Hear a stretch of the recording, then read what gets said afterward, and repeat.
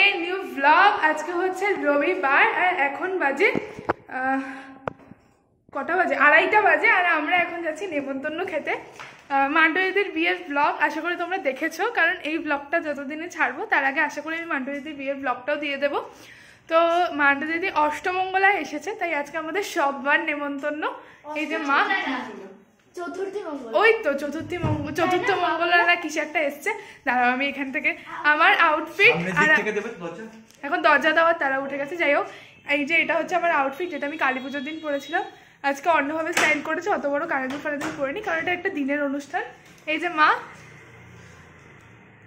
সুন্দর বোন, এখানে সবাই রেডি। এবার তাড়াতাড়ি বেরোতে হবে, নাহলে বাবা বকা দেবে। বাবা একটু আসো, যে ব্লগে আসে না আমার বাবা, এদিকে আসো। হ্যাঁ এসেছি, হ্যাঁ চলো। এবার আমরা রেডি হয়ে গেছি, আমি যাবো বাবার সাথে বাইকে, আর বোন যাবে মায়ের সাথে ভ্যানে। তো এটা হচ্ছে আমার লুক। আমি চশমা পরিনি, কারণ আমার আইলাইনারটা নাহলে ঢেকে যাবে।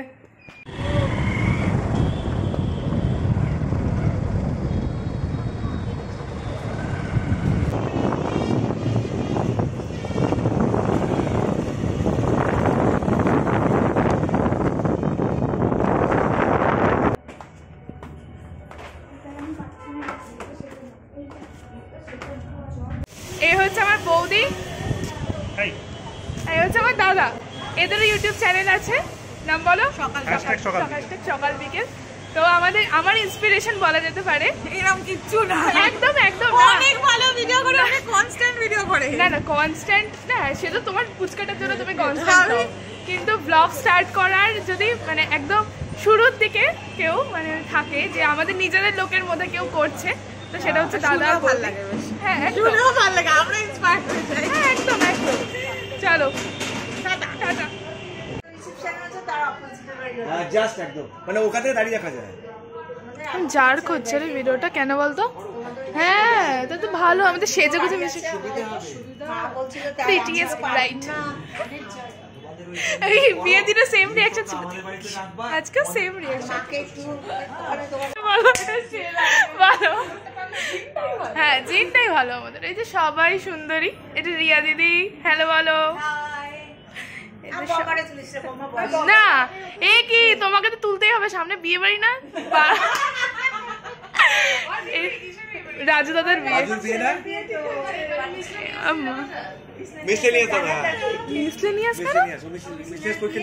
ও তাই জন্য না, ফিজিক্স চলে আসছে।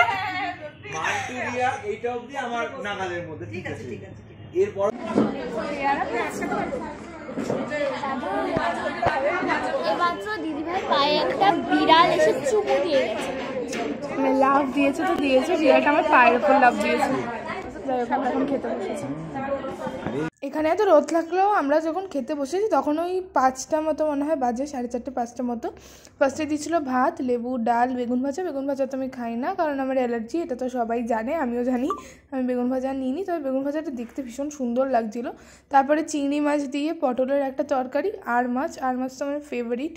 মানে আর মাছ একটা টাইমে ছিল, ছোটোবেলায় আমি শুধু আর মাছই খেতাম, মানে অন্য মাছের থেকেও মানে সবচেয়ে আমার জন্মদিনে হবে আর মাছ হবে, এরকম একটা ছিল। এখন অতটা ভালো না খেলেও ভালো খাই। তারপর ছিল মাটন, চাটনি, পাঁপড় আর মিষ্টি তো আমি খাইনি।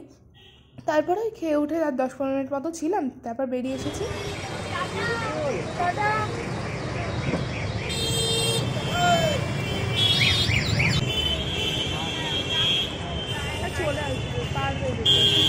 মাত্র জাস্ট বাড়ি এলাম, এখন এই ড্রেস ফ্রেস ছাড়বো, ছেড়ে কম্বলের তলায় আরামসে ঢুকবো, কারণ ঢং মেরে তো গেছিলাম। বাইকে আসার সময় ভালো ঠান্ডা লাগছিল। মা আর বোন এখনো আসেনি, ওরা আসবে। আর আমি ওখানে গিয়ে ব্লগ করার চেষ্টা করেছি অনেকটাই, আশা করি অনেকটা আমি তুলতেও পেরেছি। আর মানে যেটা হয় আর কি, সবাই মিলে একসাথে হলে গল্প গল্প গল্প। তারপর তো মান্টুদিদির নতুন বিয়ে হয়েছে, বিয়ের এক্সপিরিয়েন্স কীরকম, আরও যা যা শোনার আর কি, সব কিছু একসাথে মানে সেসবই গল্প টল্প করছিলাম। ওইসবের আর কোনো ভিডিও টিডিও নিইনি। ওর ভিডিও তুলে না মানে ঠিক করে যে গল্প করাটা, সেটা ঠিক হয় না। সিঁড়ি দিয়ে উঠতে গিয়ে হাঁপিয়ে গেছি আমি। আর আমার এই কপালের দাগটা কীভাবে যাবে আমি জানি না। যে দেখছে সেই বলছে কপালে কি হয়েছে, কপাল কি করে পোড়ালি? আরে তোর কপাল পুড়লো কি করে? আমি কী করবো, আমার মানে আমার কপালটা পোড়াই, এটা এখন এতই পুড়ে গেছে যে বাইরে থেকে দেখে বোঝা যাচ্ছে। কি আর করবো, ঠিক আছে, এটাকে নিয়েই চলতে হবে, আমার কোনো সমস্যা নেই। ভালোই লাগছে, বিউটি স্পট। সেদিনকে রাত্রে বানিয়েছিলাম ম্যাগি। ম্যাগির ওপরে এই শীতকালে আমার স্পেশালি, মানে গরমে তো এত রিচ করে খাবার খেতে ভালো লাগে না, তবে এর মধ্যে চিজ দিয়ে খেতে আমার ভীষণ ভালো লাগে। আর ডিউ টু সাম রিজন আমাকে ডাক্তার বলেছিল চিজ খেতে, মানে আমি মনে হয় ডাক্তারের এই একটা কথাই প্রাণপণ শুনি, আমার এত ভালো লেগেছিল ডাক্তারের এই কথাটা, আমি মানে মন দিয়ে ডাক্তারের এই কথাটা শুনে চলি। চিজগুলোকে সুন্দর করে, মানে আমি চাইলে একবারে কড়াইতে দিয়ে মেল্ট করাতে পারতাম, তবে সেক্ষেত্রে না ম্যাগিটা অনেক বেশি ল্যাতপ্যাত করে, ওটা তো ভালো লাগে না খেতে। আমি দুটো আলাদা ভ্লগ করবে ভেবেছিলাম, তবে এখন দুটো ভ্লগকে এক করে দিচ্ছি। তোমাদের সাথে দেখা হচ্ছে next day. Hi guys, welcome to new day, new vlog. আজকে হচ্ছে 16ই ডিসেম্বর আর এখন বাজে 10:30। আজকে বোনের স্কুলে ওর খাতা দেখানো রয়েছে, তাই বোন আর বাবা সকাল সকাল মানে স্কুল টাইমে স্কুলে বেরিয়ে গেছে। আমার তো স্কুল টুল নেই, আমি বাড়িতেই আছি। আজকে ভীষণ ঠান্ডা সকাল থেকে, হাত পা তো সেই সকাল থেকেই ঠান্ডা হয়ে রয়েছে, এখনও গরম হয়নি।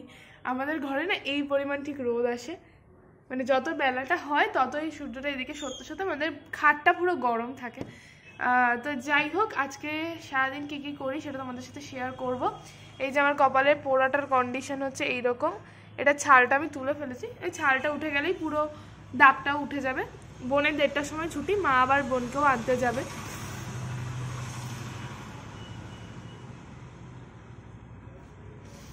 তো এটাই, আজকে আমার কোথাও পড়াটা নেই, কারণ আজকে হচ্ছে সোমবার। আজকে আমার কয়েকটা কাজ করতে হবে, কারণ আমাদের নিচতলার ঘরে ভীষণ ঠান্ডা, ঠিক আছে। এবার আমার ভ্লগ সেলের যত জিনিস, কোলাবোরেশনের যত জিনিস, সব নিচতলাতে থাকে। এবার নিচতলা থেকে যে নিয়ে এসে আমি দোতলায় বা নিচতলা থেকে যে আমি ফটো তুলে গ্রুপে দেবো, সেটা কোনোটাই করা হয়নি অনেক দিন ধরে, সেই পরীক্ষার আগে থেকে। তো এখন তাই আমি ঠিক করেছি, মা গাছ নিয়ে গেল বাড়ির সামনে দিয়ে বিক্রি করছে। যাই হোক, তো আমি এখন ঠিক করেছি, আমাকে আজ সকালে একজন ফোন করেছিল, সে সানস্ক্রিন নেবে, কালকেই নেবে। এবার তো আমাকে সানস্ক্রিন পাঠাতে হবে কী কী আছে, তো সেটার জন্য আমি যেটা করবো, এখন তো 10:30 বাজে, 11:30-12টা নাগাদ নিচতলা থেকে জিনিসগুলো এখানে নিয়ে আসবো, নিয়ে এসে যা যা আছে না আছে সেগুলোকে গ্রুপে আবার দেবো পর, আর হচ্ছে যার যার অর্ডার আছে সেগুলোকেও আলাদা করব। তো চলো আজকে সারাদিন কী কী করি সেটা তোমরা দেখতে থাকো। আমাদের বাড়ির সামনে দিয়ে এখানটায় বসলে মানে সবসময় দেখা যায় কি যাচ্ছে আসছে, এই যে এখনও বাসন টাসন নিয়ে যাচ্ছে।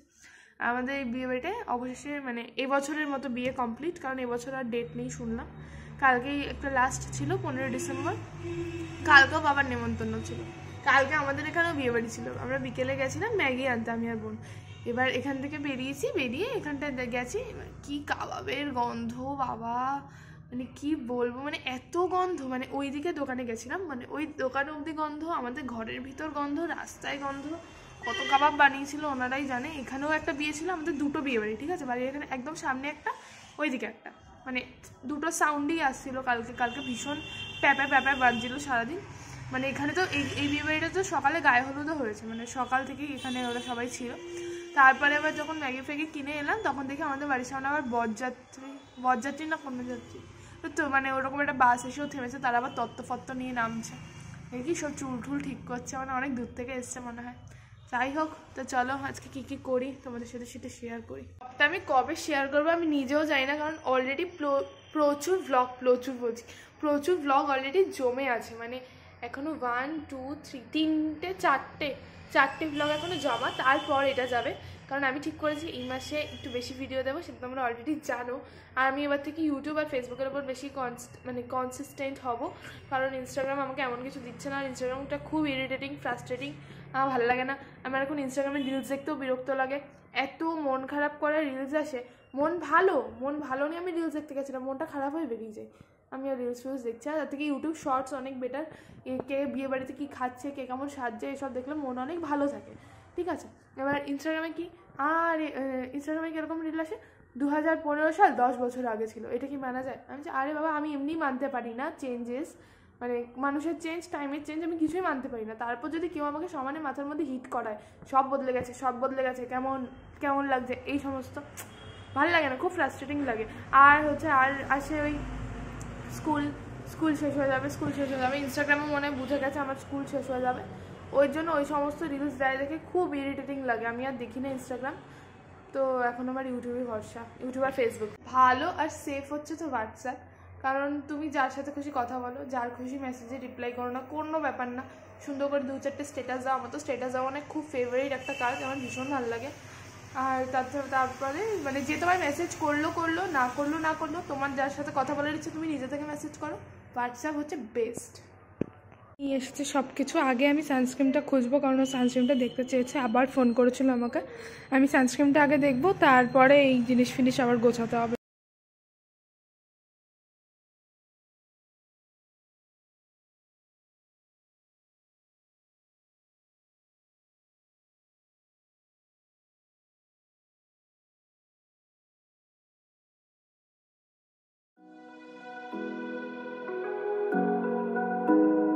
এখন 1:30 বাজে, ঠিক আছে। আমি 12টার দিকে বসেছিলাম এই জিনিসপত্র নিয়ে। এখানে এক রাজ্যের ছড়ানো জিনিস আমি দেখিয়ে দিই।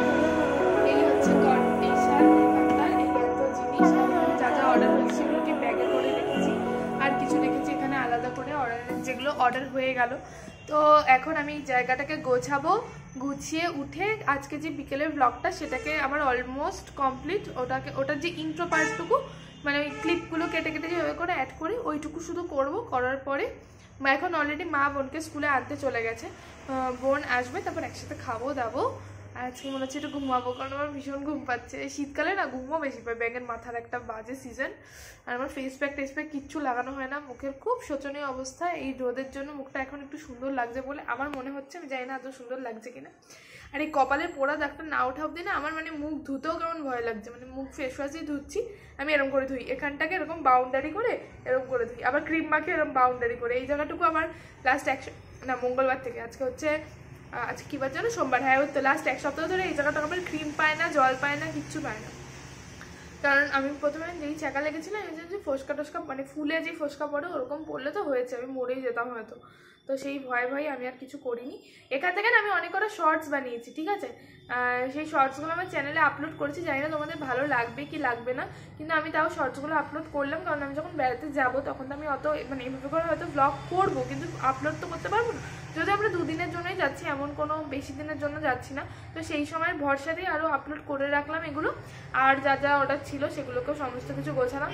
তো চলো আর বেশি কথা বলবো না, আমি মেঝেতেই চাদর ফাদর পেতেই বসে দেবো। ভীষণ ঠান্ডা উঠছে, এক ব্যাঙের মেঝে হয়েছে, কি ঠান্ডা ব্যাঙের মাথা।